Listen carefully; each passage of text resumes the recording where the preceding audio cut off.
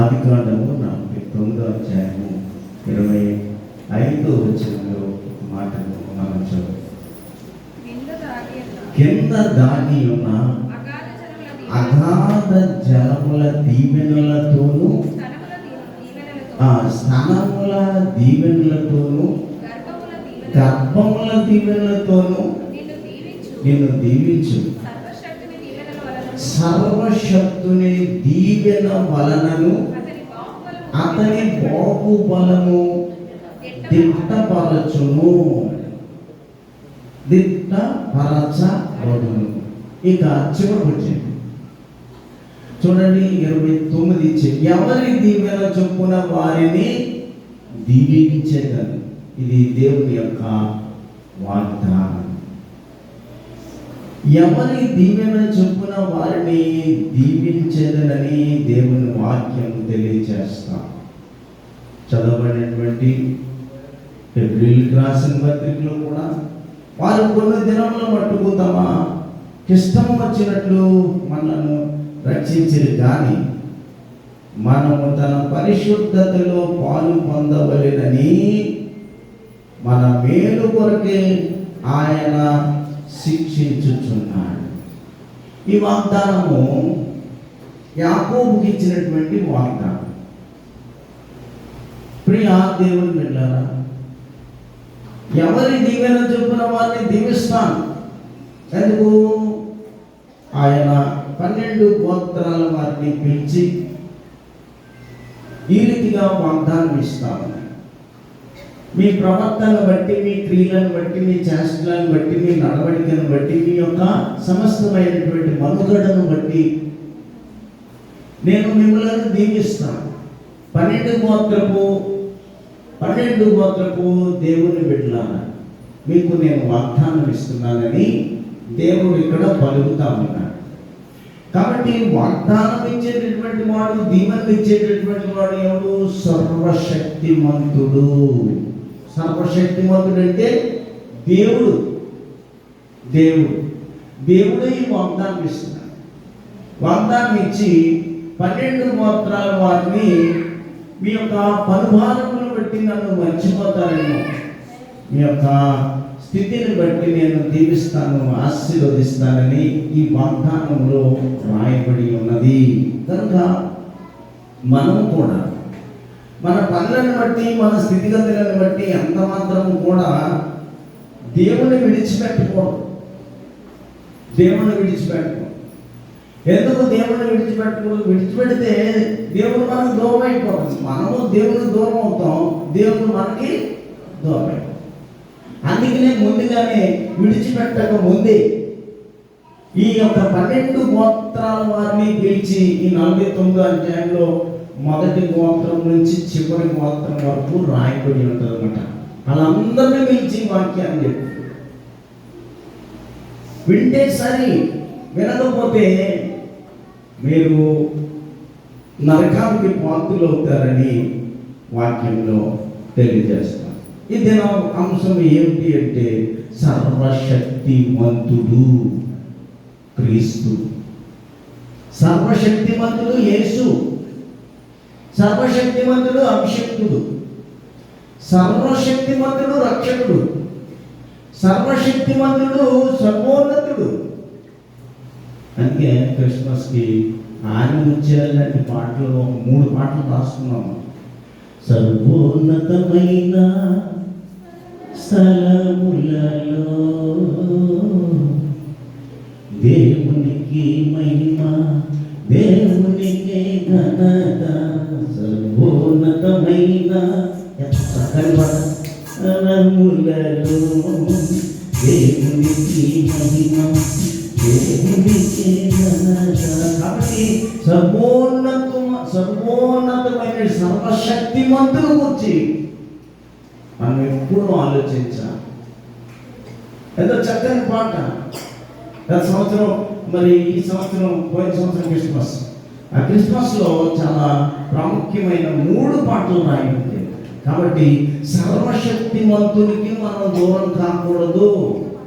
సర్వశక్తిమంతునికి మనము దూరం అయితే ఆయన కూడా మనకి క్షమిస్తాడు. క్షమించి ఒకేసారి నన్ను విడిచాడు. ఇక్కడ యాకోబుకి ఇచ్చినటువంటి వాగ్దానం ఇది. 12 వాగ్దానాల వారికి ఇచ్చినటువంటి వాగ్దానం. నేను సర్వశక్తిమంతుడను, దీవెనకు ఆశీర్వాదానికి మూలకర్తను నేను. అందుకే ఎవరైనా దీవెన చెప్పిన వారిని నేను దీవిస్తాను. నా పరిస్థితిని బట్టి నాకు దేవుడు దీవిస్తాను, నీ పరిస్థితిని బట్టి నిన్ను దీవిస్తాను. నీ ప్రార్థన విన్నపాన్ని బట్టి దేవుడు నిన్ను దీవిస్తాను. ఇది దీని అర్థం. నువ్వు ఎంత పోదేస్తావో దేవుని దగ్గర, నువ్వు ఎంత దేవుని బ్రతిమాలుతూ ఉంటావో, నీ ప్రార్థనను బట్టి, నీ విజ్ఞాపన బట్టి, నీ అంగలార్పును బట్టి, నీ వాక్య చదువును బట్టి, ఎవరి దీవెన బట్టి వారిని నేను దీవిస్తానని వాగ్దానం ఇస్తాను. అలాగే యోగు కూడా మాట్లాడతారు చక్కగా. యోగు గారు, దేవుని కిరీటము నా మీద ఉన్నంత కాలము నేను దీవెనకరముగా ఉన్నాను. చూడండి ఒకసారి 29 యోగు గ్రంథంలో దేవుని యొక్క కిరీటము, దేవుని యొక్క దీపము నా తల మీద ఉన్నంత కాలము నేను చాలా ఆశీర్వాదకరంగా ఉన్నానని అంటాడు. యోగు గారు అంటారు అన్నమాట. చూడండి 3. అప్పుడు ఆయన దీపము నా తలకు పైగా ప్రకాశించాను. ఆయన తేజము వలన నేను చీకటిలో తిరుగులాడుచున్నటువంటి నన్ను ఆయన పిలిచి, చీకటిలో తిరుగుతున్నాను, వెంటనే నన్ను దేవుడు పిలిచి ఏం చేశాడంటే ఒక దీపాన్ని నా నెత్తి మీద పెట్టాడు. అది ప్రకాశిస్తూ ఉంది. ఆ వెలుగులో నేను నడుస్తున్నాను. ఆయన నాకు తోడై ఉన్నాడు. మొదట్లో దేవునికి ఇష్టడైన నేను మొదట ఉన్నప్పుడు వల్లే నన్ను తయారు చేయి ప్రభువా. 5 వచనానికి వస్తే ఇంకా అంటాడు, ఇంకా ఎంత చీకటి ఉన్నా, ఎంత అంధకారం ఉన్నా, ఎంత గడాంధకారము నన్ను సంచరించినప్పటికీ ఆయన అంటాడు, సర్వశక్తుడు ఇంకా నాకు తోడై ఉండెను. నా పిల్లలు నా చుట్టూ నుండి నేను పెట్టిన అడుగల్లా నేతిలో బాధ ఉన్నా సరే, ఎంత దుఃఖం హృదయం ఉందా, తొలికిసలాడని బాధ ఉంటుంది మనకు. ఒక్కొక్కసారి మనకు ఏంటి పరిస్థితి, పిల్లల పరిస్థితి ఏంటి, నా పరిస్థితి ఏంటి, ఒక్కొక్కసారి నాకే అంధకారం అయిపోతూ ఉంటుంది. అయినా దేవుడు అంటాడు, నీ శరీరం క్షీణించినా, నీ ఎముకలు కూలిపోయినా, నువ్వు బూడిదలో కూర్చొని బూడిద రాసుకున్నా, నీ గాయాలు పెద్దవి అయిపోయినా, ఆ గాయము నీ హృదయాన్ని తగలవచ్చు, నీ అంతరంగాన్ని తగలవచ్చు. ఎక్కడ తగిలినప్పటికీ కూడా ఆ గాయము నీవు నేతిలో పడినట్లే దేవుల్లో ఉన్నంతకాలం, దేవుని మీద ఆధారపడినంత కాలము, దేవునిలో స్థుతిస్తున్నప్పుడు, దేవుని కనపడుతున్నప్పుడు, దేవుని మహిమపరుస్తున్నప్పుడు, దేవునికి ఇష్టానికి నువ్వు పాత్రుడైనప్పుడు, దేవుని యొక్క ప్రణాళికకు నువ్వు పాత్రుడైనప్పుడు, దేవుని యొక్క నిబంధనకు నువ్వు పాత్రుడైనప్పుడు, దేవుని యొక్క కృపలో నీవు ఉన్నప్పుడు నీ కాలు నేతిలో పడినట్టే. యోగు చెప్తున్నటువంటి ఎన్ని శ్రమలున్నా, ఎన్ని కష్టాలున్నా, ఎన్ని వేదన్నా, ఎన్ని సమస్యలు ఉన్నప్పటికీ కూడా కెరటం వలే సూటిపోటి మాటలు నీకు తగిలినప్పటికీ నీ కాలు ఎక్కడ పడింది? నేత్రలో పడింది. ఎంత చక్కని మాట. ఎందుకంటే సర్వోన్నతుడి, సర్వశక్తివంతుడైనటువంటి కృపలో నీవు ఉన్నావు, సర్వశక్తివంతుడైనటువంటి ఆధీనంలో నీవు ఉన్నావు. అప్పుడేమవుతుందంటే నా స్థితి పరిస్థితి మారిపోతా ఉంటాను. అందుకే ఆయన ఎంత చక్కగా చెప్తూ మాట్లాడుతూ ఉన్నాడు. యోగు ఈ యొక్క మొదట ఏముంది? 5వ వచనం మాట స్టార్టింగ్లో సర్వశక్తుడు అనే మాట సుమారు 20 పైనే ఈ యోగు గ్రంథంలో ఉన్నది. సుమారు 25 సార్లు రాశారు. 25 సార్లు సర్వశక్తుడు. ఎవరన్నా మాట్లాడా నాకు బాధ వచ్చింది అనుకోండి, ఏంటండి ఆ సర్వశక్తుడు అన్నా దేవుడు తిడతాను కానీ దేవుడు మెచ్చుకోను కదా. మనుషులైనా అంతే. ఎవరైనా ఒకసారి 2 సార్లు బాధ పెడితే ఏమవుతుంది, వెంటనే వారి గురించి మనం వేదన చెబుతాం, బాధపడతాం. సరే, ఇంతేనా ఆయన జీవితం? సరే, ఆయన అనే స్థితిలో ఉన్నట్టు మనం పడే స్థితిలో ఉన్నామని ఒకసారి అయినను నీ పాలును దేవుడు నీ పిల్లల పాలులను, నీ పాలును, నీ భర్త కాలు, నీ భార్య కాలు నేతిలో పడినట్లుండును అని వాక్యం తెలియజేస్తున్నాం. ఇంకా ఆయన బాధ ఎంత బాధ అంటే 29:2 ఉంది. ఎంత బాధ అంటే పూర్వకాలం ఉన్నట్లు నేనున్నాయి కదా, ఎంతో మేలు. దేవుడు నన్ను కాపాడుచుండిన దినములలో ఉన్నట్లు నేనుండి కదా, ఎంత మేలు. చూసారా, పూర్వం నేను ఉన్న పరిస్థితి. ఆయన అంటాడు, నేను దోషకుడను, హింసకుడను అంటాడు పౌలు గారు. ఈయన అలాగట్లేదు. పూర్వం ఎంతో సౌభాగ్యం ఉంది నాలో. ఇప్పుడు తినడానికి తిండి లేదు, కట్టడానికి బట్ట లేదు, ఉండడానికి నీడ లేదు, నేను ఎంతో దరిద్రుడు అయిపోయాను. కానీ నా కాలు ఎక్కడుంది? నేతిలో ఉన్నది, నేతిలో ఉన్నది. అందరిని బట్టి దేవునికి నేను కృతజ్ఞతాస్తుతులు చెల్లిస్తున్నాను. అదే మాట యాకోబు అంటున్నాడు అక్కడ. అదే మాట యాకోబు గారు కూడా. కాబట్టి ఎవరి దీవెన చెప్పున్న వారిని దీవించదను. సర్వోన్నతుని దీవెన నా మీద ఉన్నది, సర్వశక్తుని దీవెన నా మీద ఉన్నది అని ఆయన తెలియజేస్తాడు. చూడండి, 15 యోబు గ్రంథము 15లో వాక్యం కనబడుతుంది. 25లో వాడు దేవుని మీదికి చెయ్యి చాపను, సర్వశక్తుడకు వారిని చెయ్యి చాపును. చెయ్యి చాపుతూ ఉంటాం. దేవుడు ఏం చేశాడండి? ఒకసారి ఆకాశం వైపు నీ చేతులెత్తి, దేవుని వైపు చేతులెత్తి ఈ మాట్లాడి కూడా వాళ్ళిద్దరు ఉన్నారు కదా, లోపలు పిల్లలు, ఈ 3 స్నేహితులు ఉన్నారు. వాళ్ళ గురించి మాట్లాడుతున్నారు. ఈయన వాళ్ళ గురించి మాట్లాడు. ఒకసారి అడవిలోకి 2-3 కోతులు వెళ్తున్నాయట. 3 కోతులు వెళ్తున్నాయి, చాలా హ్యాపీగా ఉన్నాయి, సరదాగా మాట్లాడుతున్నాయి. వెళ్ళి సాయంకాలం అయిపోయింది, చలి పెడుతుంది. చలి పెడితే ఏం చేయాలప్పుడు? మంట వేసుకోవాలి కదా. ఈ కోతులు ఎలాంటివి అండి? పంట వేసుకోవాలి. పంట వేద్దామంటే అగ్గి ఉండాలి. సరిగ్గా అడుగు మధ్యలోకి వెళ్ళి చలి పెడుతుందని అలా ఇలా చేసేసరికి ఒక గడ్డి పోగు చేశారు. ఇప్పుడు మంట కావాలి. ఇలా చూసేసరికి ఒక మెరుగుడు పువ్వు కనపడుతున్నాడు. ఈ మెరుగుడు పువ్వు తెచ్చి గట్లో వేస్తే వెంటనే మంట వచ్చాడు. వాటి ఆలోచన,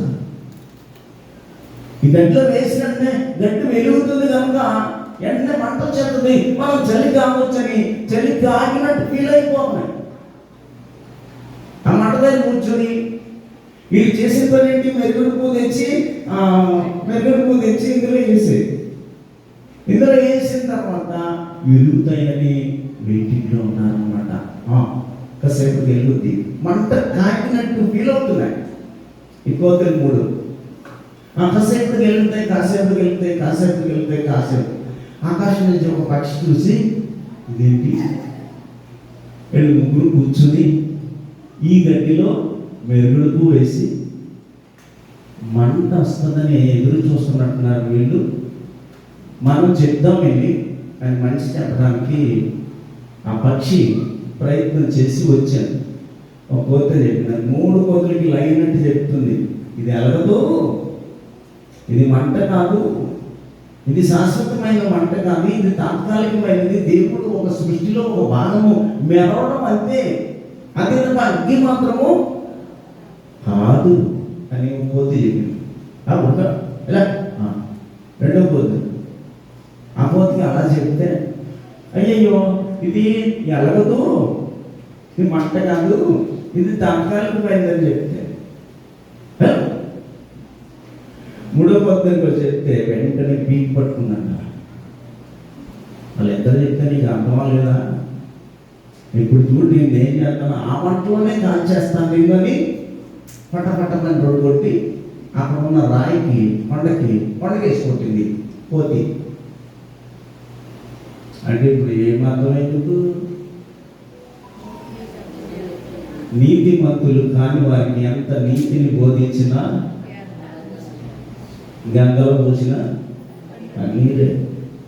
ఈ గోత్రం మూడాటికి ఒకదాని ఆలోచించుకుని మనం ఎలాగైనా సరే ఈ మంట వెలిగించాలి, ఈ మంటలో నేను చలి తగ్గాలి, ఈ చలిని మనం మంట ధర పొందాలనుకుంటే పక్షి వచ్చి మంచి తెలివైనటువంటి నీతిమంతులు యథార్థమంతులు ఏది చెప్పినా అవినీతిమంతులకి అర్థం కాదు.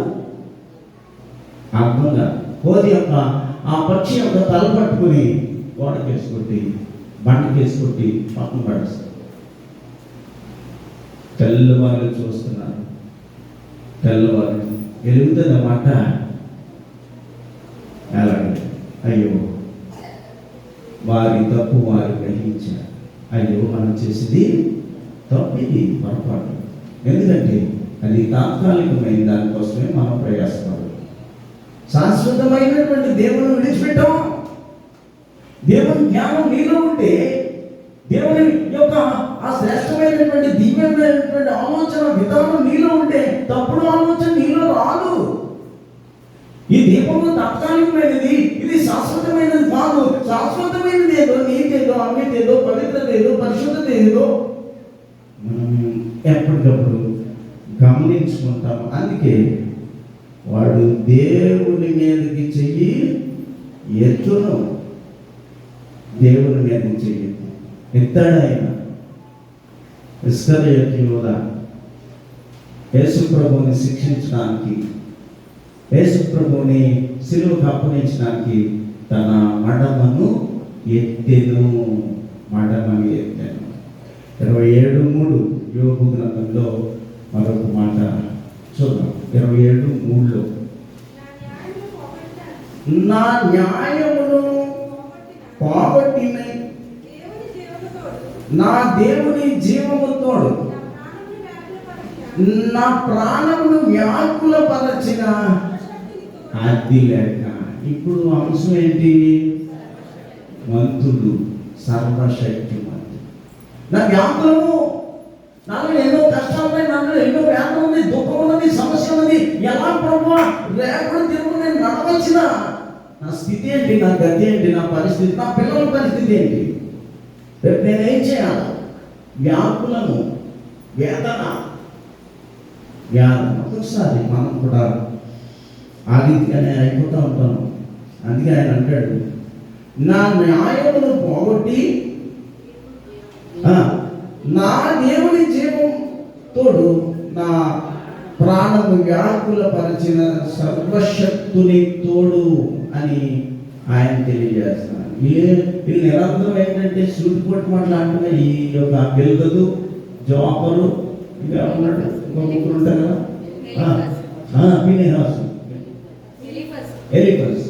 వీళ్ళు ఏంటంటే బాధ పెడతా ఉంటారు. ఆ బాధ అంతా ఎదుర్కొంటూ ఉంటాడు. శరీరం క్షీణించాను, ఎముకలు నశించాను, ప్రాణం లేదు. అయినా అంటాడు, సర్వశక్తుడు నాకు ఎప్పుడు తోడే, నన్ను విడిచిపెట్టాడు. అక్కడ యాకోబు ఏ రీతిగా ఉన్నాడు, ఇక్కడ కూడా ఆయన తన చిత్తాన్ని తెలియజేస్తా ఉన్నాడు. ఇంకా మరి కొన్ని విషయాలు మనం చూస్తూ ఉన్నాము. ఈ కొన్ని విషయాల్లో 20 చూడండి ఒకసారి. 13:3 యోగే గ్రంథమే. నేను సర్వశక్తుడను దేవునితో మాట్లాడకోరుచున్నాను, నేను దేవునితో వాదింపకోరుచున్నాను కానీ మనుషులతో వాదింపకోరు చుండుటలేదు. వాళ్ళతో అంటున్నాడు ఈ మాట.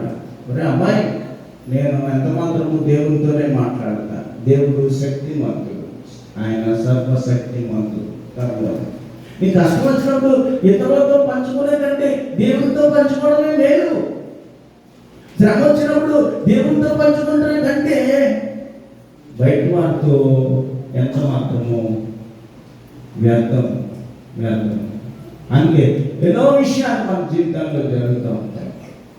ఎన్ని విషయాలు జరిగినప్పటికీ కూడా దేవుని యొక్క సన్నిధానము నీ చుట్టూరా సంచరించాలి. అందుకనే నేను దేవునితోనే వాదిస్తాను, సర్వశక్తిమంతుడితో వాదిస్తాను, నేను మనుషులతో వాదించదని ఆయన తెలియజేస్తా ఉన్నాడు. ఎక్కడుందంట? పరిపూర్ణమైన జ్ఞానము దేవునిలోనే ఉన్నది. 11 ఆయన అంటాడు, సర్వశక్తులకు దేవుని గురించి నీకు పరిపూర్ణ జ్ఞానం కలుగునా? దేవుని కంటే జ్ఞానం ఉందా నీకు? దేవుని కంటే తెలుగునా?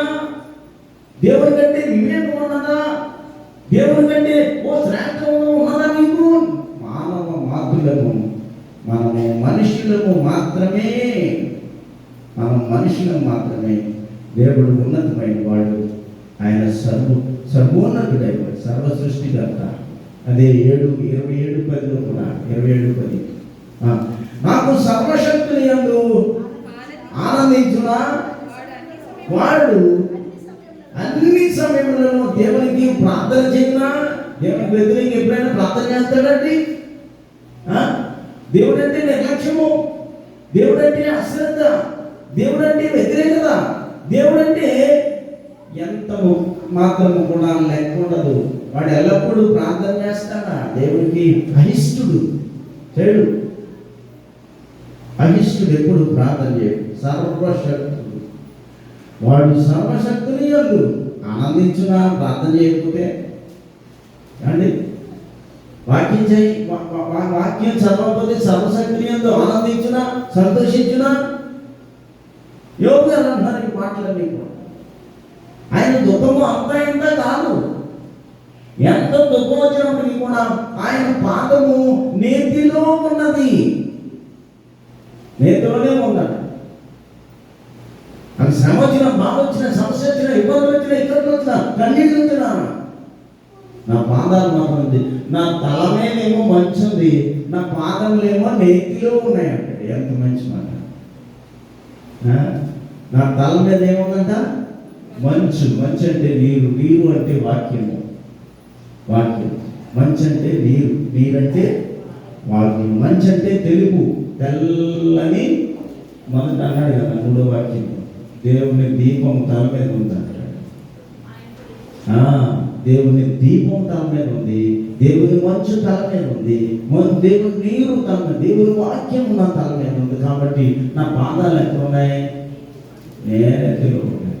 నేనేం చేసినా దేవునికి ఇష్టమే అని వాక్యం ద్వారా తెలియజేస్తా ఉన్నాను. మనం కూడా ఎల్లప్పుడూ కూడా దేవునికి ఇష్టమైన పాత్రగా ఉండాలి, దేవునిలో జీవించాలి. యోగు వలె, ఇందాక చదువుకున్న యాకోబు వలె. అక్కడ మనకి ఆయన చెప్పాడు, పరిశుద్ధులైన పౌలు ఎప్పుడు పత్రికలో కూడా మాట చెప్పారు కదా. ఏమని చెప్పారు? 12:10 వారు కొన్ని దినముల మట్టుకు తమ ఇష్టం వచ్చినట్లు మనలను శిక్షించింది కానీ మనం తన పరిశుద్ధతలో పాలు పొందవలనని మన మేలుకే ఆయన శిక్షించుతున్నాడని ఆలోచించారు. మన మేలు కొరకే. ఒకవేళ 1-2 పొరపాట్లు జరిగినా ఎందుకు జరుగుతుందంటే మన మేలు కొరకని తలంచాలి. ఆవేదన పడకూడదు, తొందరపడి నిర్ణయాలు తీసుకోకూడదు. దేవునికి ఇష్టమైన పాత్రగా ఉండడానికి, దేవునికి ఇష్టమైన పనిముట్టుగా ఉండడానికి, దేవునికి ఇష్టమైన సాధనంగా ఉండడానికి ఎల్లప్పుడూ కూడా వాక్యానుసారమైనటువంటి జీవితాన్ని అని అంటాడు. 22లో కూడా 22:23 కూడా అంటాడు, సర్వశక్తుని వైపు నీవు తిరిగిన ఎడల నీ గుడారంలో నుండి దుర్మార్గమును దూరముగా తొలగించిన ఎడల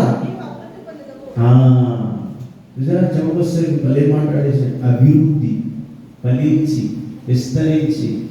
ఎక్కడంటాడు ఈ మాట? ఎక్కడ?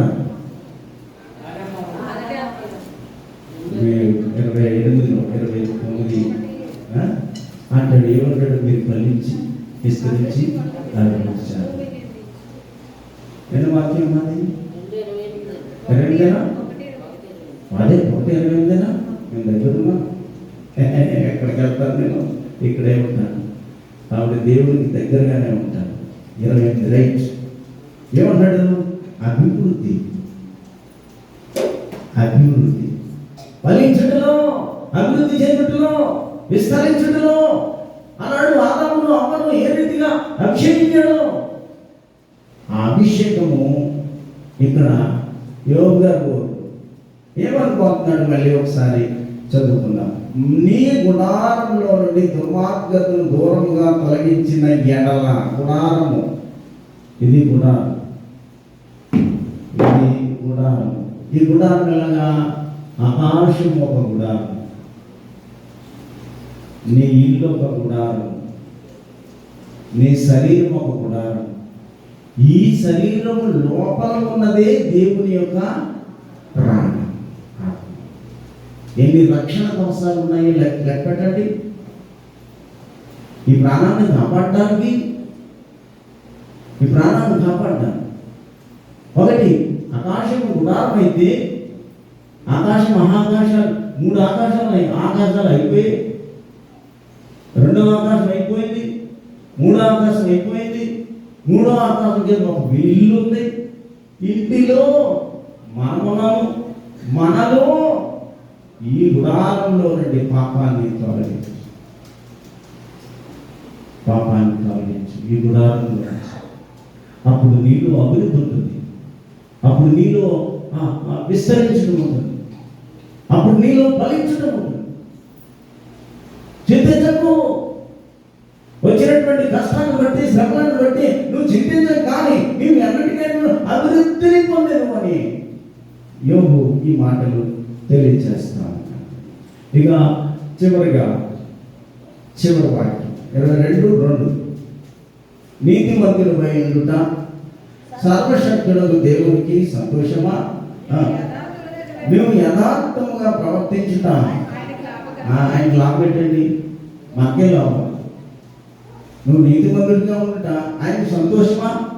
ఆయన కాదు. నువ్వు బాగుండాలంటే నీతిమంతుడిగా జీవించు, నువ్వు బాగుండాలంటే పవిత్రంగా జీవించు, నువ్వు బాగుండాలి, నీ పిల్లలు బాగుండాలి, నీ కుటుంబం బాగుండాలి, నీ సంఘం బాగుండాలి. నువ్వు బాగుండాలంటే దేవుడికి ఇష్టమైన పాత్రగా జీవించాలి. అప్పుడు అన్ని సమస్తమును కూడా నీవు సంతోషంగా ఉంటావు, లాభకరంగా ఉంటావు. మనము యథార్థంగా నీతిగా ఉండటం దేవునికి కాదు. మనము శ్రేష్టమైన ప్రవర్తన కలిగి ఉండుట మనకు లాభం కానీ దేవునికి లాభం కాదు. ఈ లోకంలో ఉన్నంత కాలం నీతిగా ఉండాలి, ఈ లోకంలో ఉండాలి, యథార్థంగా ఉండాలి, దేవునికి ఇష్టమైన పాత్రగా. ఇక్కడే నీకు నువ్వు ఈ గుడారంలో ఉన్నటువంటి ప్రాణాన్ని సిద్ధపరచాలి. ఈ గుడారంలో ఉన్నటువంటి ప్రాణాన్ని నీతి కలిగి, యథార్థత కలిగి, పవిత్రత కలిగి, పరిశుద్ధత కలిగి, నీతి యందు భయభక్తులు కలిగి, దేవుని యందు ఎదిగింప చేయడానికి ప్రయత్నం చేయి. ఎన్ని శ్రమలు ఉన్నాయి, ఎన్ని కష్టాలు ఉన్నాయి, నా దేవుడు నా వంక చూస్తాడు అని అన్నాడు. దేవుడు నా వంక చూస్తాడు అని అన్నాడు. చూశాడు. చివరికి చూసి మళ్ళా ఏం చేశాడట? అది చూడండి, చివరి అధ్యాయంలో చెప్తాడు ఆ మాట. యోబు గ్రంథము చివరి అధ్యాయానికి వెళ్ళిపోండి. 12వ వచనాన్ని చూడండి. యెహోవా యోబును మొదట ఆశీర్వదించిన అంతకంటే మరీ అధికముగా ఆశీర్వదించెను. చాలు, మరీ అధికం. ఈ ఆశీర్వాదం కొరకే ప్రతి జీవి ప్రయాసపడే, ప్రతి మనుషులు కూడా దేవునిలో బ్రతకడానికి, దేవుని యందు భయభక్తులు కలిగి ఉండడానికి, దేవుని ఇష్టానుసారమైనటువంటి జీవితాన్ని గడపడానికి, ఈ లోకంలో నీతిమంతుడిగా, యథార్థవంతుడిగా, పవిత్రుడిగా ఉండడానికి గల కారణం ఏంటంటే 100 ఆశీర్వాదము పరలోకంలో పొందడానికే. ఎన్ని కష్టాలు వచ్చాయి, ఎన్ని శ్రమలు వచ్చాయి, ఇంత దుఃఖం వచ్చింది, ఎంత వేదన వచ్చింది. అక్కడ మాట్లాడుతూ ఉన్నాడు, యెహోవా యోబును మొదట ఆశీర్వదించిన కంటే మరీ అధికంగా ఆశీర్వదించెను. అతనికి 14,000 గొర్రెలను, 6,000 ఒంటెలను, 1000 జతల ఎడ్లను, 1000 ఆడు గాడిదలను దేవుడు ఇచ్చానని వాక్యం తెలియజేస్తాం. కాబట్టి మనం కూడా ఎప్పటికప్పుడు మనము దేవుడిలో పరిచయం చేసుకొని ఏ రీతిగా ఉన్నాము ఆలోచన చేయాలి. అప్పుడు సర్వశక్తుడు నీకు అపరంజిగాను. ఎక్కడ దొరికింది? అప్పుడు సర్వశక్తుడు నీకు అపరంజిగాను, ప్రశస్తమైన వెండిగా ఉంటాడు. ఆశీర్వాదమే కాదు, ఆయనే వచ్చి ఉంటాడు మీ ఇంట్లో. ఆయన వచ్చి ఉంటాడు నీతో. ఇంకేంటి మనకి? ఆయన ఆశీర్వాదం యోగుకి ఇచ్చాడు అని ఉంది కదా. ఇక్కడ ఏమంటాడు? వెండిగా ఉంటాడు, అపరంజిగా ఉంటాడు, శ్రేష్టమైనటువంటి మేలుని బంగారంగా నిన్ను ఇంట్లో సంచారం చేస్తాడు. సంచారం చేసి దుఃఖం నుండి విడుదల, శ్రమ నుండి విడుదల, సమస్య నుండి విడుదల, కన్నిటి నుండి విడుదల, అనేకమైన వ్యాధి బాధల నుంచి నీకు విడుదల, అన్నిటి నుంచి తొలగిస్తాడు. అందుకని అంటున్నాడు ఆయన, నేను సర్వశక్తుడు నీకు అపరంజిగాను, ప్రశస్తమైన వెండిగాను, మేలిమి బంగారముగా నీలో ఉంటాడు, నీతో ఉంటాడు, సహాయం చేస్తాడు. ఎప్పటికప్పుడు నీ అడుగును కుడి ఎడమలకు తొట్టిల్లకుండా నిన్ను కాపాడువాడు కునుకడు, నిద్రపోడు. ఎక్కడ? 121లో నిన్ను కాపాడువాడు కునుకడు, నిద్రపోడు. ఇంట్లో ఉంటే నీకేంటి? ఎంత మంచి వాక్యం! దేవుని వెళ్ళాలి. ఈ రీతిగా మనం దేవుడికి లోబడినప్పుడు, దేవుని ఇష్టానుసారమైన జీవితాన్ని కలిగినప్పుడు అపరంజిగా మేము మీ బంగారంగా, వెండి బంగారముగా దేవుడు నీలో సంచరిస్తాడు. నేను కుడికైనా ఎడమకైనా తొట్టులను ఎన్నో సమస్యలు ఉంటాయి కుటుంబం అన్నాక, వాటిని నేను తొలగించబడ్డాను. ఆయన అంతేకాదు, ఒకవేళ మేలిమి బంగారం అపరంజి వెండి ఇవ్వడమే కాదు, చాలా మంచి మాట అంటాడు కదా. ఎక్కడండి? 11:2 యోగులనే, మనంతా యోగులనే అయితే మీ అన్న చదివిందేమో యాకోబు. చూడండి, యెహోవా ఆత్మ 11:2 చెప్పా. యెహోవా ఆత్మ జ్ఞాన వివేకములకు ఆధారముకు ఆత్మ, ఆలోచన బలములకు ఆధారముకు ఆత్మ, తెలివి యెహోవా యందు భయభక్తులను పుట్టించు ఆత్మ, అతని మీద నేను నిలిచి ఉంటినే. తర్వాత చదువుకోండి. అన్నీ ఒకటి చెప్పాక మీకు సులువైపోతుందా? బైబిల్ అంతా ఆ రీతిగా చదువుతున్నాం మనం. కనుక యెహోవా ఆత్మ జ్ఞాన వివేకములు ఇచ్చును. యెహోవా ఆత్మ నీకు ఆలోచన వివేకములు ఇచ్చును. యెహోవా ఆత్మ తెలివిస్తుంది. జ్ఞానము, ఆలోచన, తెలివి, భయభక్తులు, ఈ 4 కూడా దేవుడు మీకు అనుగ్రహిస్తాడు. అట్టి కృప పరిశుద్ధాత్మ దేవుడు మీకు అనుగ్రహించును గాక. ఆమేన్.